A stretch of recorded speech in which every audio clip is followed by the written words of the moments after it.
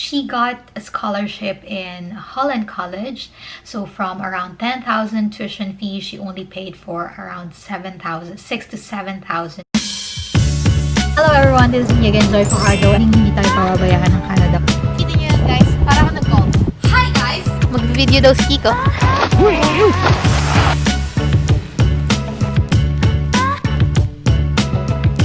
Let's explore Buhay! Hello everyone, this is me again, Joy Fajardo, and welcome back to my YouTube channel.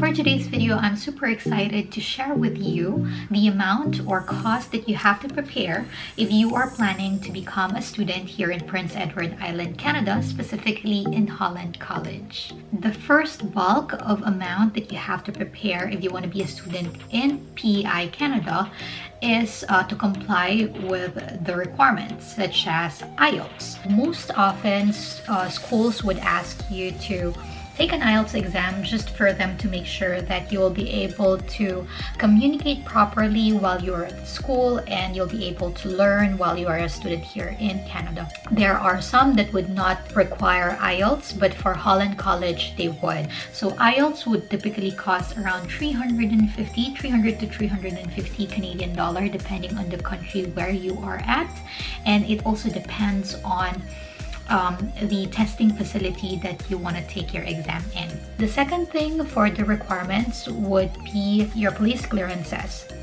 If you only live at the country where you are at right now, then you only have to get police clearance from there. But if you traveled and you stayed in a certain country for more than 6 months, you will be required to get another police clearance from that country as well. So police clearances price would vary from different countries. In my case, in Philippines, it would just cost about $10 or less actually. So it's not really that expensive. In Singapore, I think it's not that expensive as well. So that's one. And another requirement would be, of course, your birth certificate, your marriage certificate. That wouldn't really be that expensive, but you have to take note that those are part of the expenses as well. Part of the expense would be application fee. So once you're enrolling in Holland College, you will ask you to pay 140 Canadian dollar. That's pretty much to secure your slot, and at the same time, it's like a processing fee that's non-refundable and non-deductible as well. Another part of the requirements would be medical clearance or medical exams. So it would depend on where you are right now. Applicants from Saudi Arabia are exempted from taking medical exams, but other countries, they are required, like Philippines or Singapore, we are required to take our medical exams, and that typically would go from $300 to $500 depending on where you are located. Yeah, I would say maybe more towards $300 to $350. Ours was $350 in Singapore, so it would depend on your country, but just to give you an idea, it should go around that price range. Now let's move on to the visa application. So again, this would depend on how many applicants there are. If you're alone, like you're gonna come here in Canada single, then you'll only have to pay for your own visa application, which would cost $150, and another $100 for your biometrics.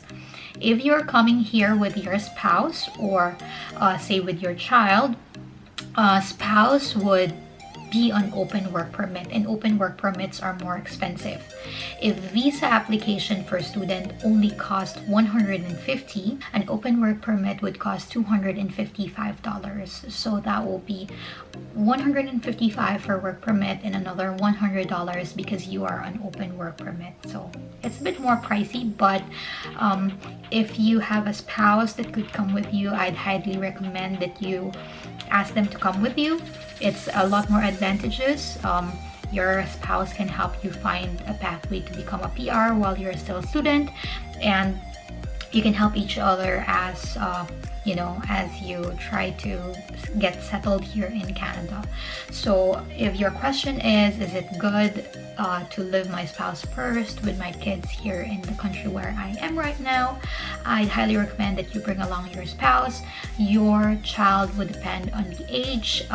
If it's a baby, I'd not recommend, or an infant, I would not recommend to bring them over.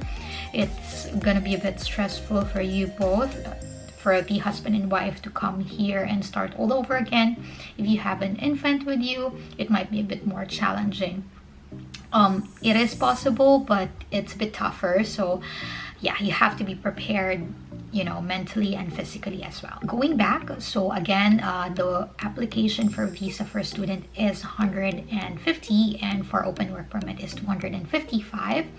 If you have a child that's coming with you, if he or she is studying, so again, that will be another student visa, which would again cost you another $150. Besides that, you need to pay for your biometrics fee. Biometrics is basically getting all your thumbprints, your photo taken in a biometric collection center in the country where you are at right now.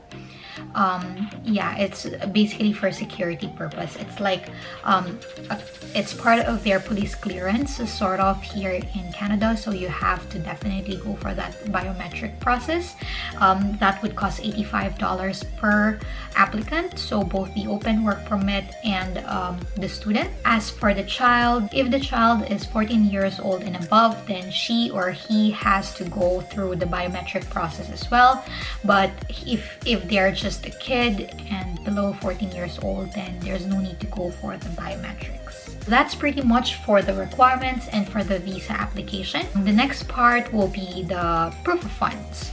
So for the proof of funds, this is where it's going to be tricky, because as a part of proof of funds, you have to have 1 year tuition ready on hand. If, say for example, if you're studying in Alberta or in Ontario, the tuition fees are a lot more expensive. In Alberta, I think should go around 15,000 as the base.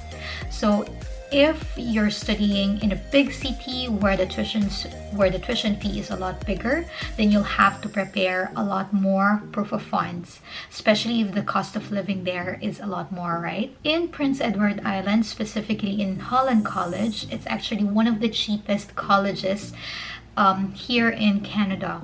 The tuition fees will just range from 10,000 plus minus. Of course, there are some programs that are more expensive. There are some programs that are cheaper.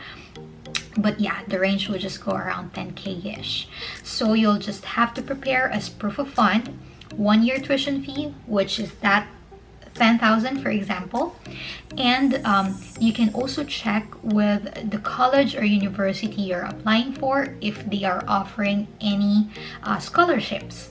So here in Prince Edward Island, I know a friend of mine, she's a Filipina who worked in Saudi Arabia before for a very long time, and now she's a student here in Canada. I had an interview with her before. Her name is Grace Tioza, and I think you know her. So she got a scholarship in Holland College. So from around 10,000 tuition fee, she only paid for around 7,000, 6 to 7,000-ish. So the scholarship she had was worth 3,700, close to 4,000 if I'm not mistaken.